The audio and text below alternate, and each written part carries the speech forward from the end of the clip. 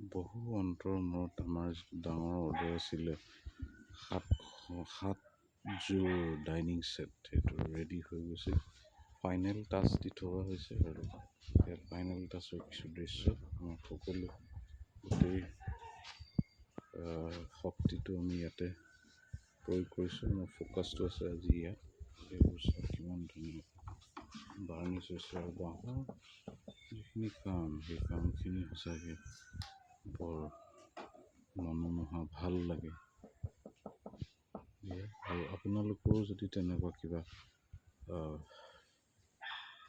ভাবিছে যে ঘৰলৈ বাঁহৰ চকী টেবুল বা বিচনা এখন লওঁ এই পূজাৰ বতৰত, আপোনালোকে আমাক ফোন কৰিব পাৰিব।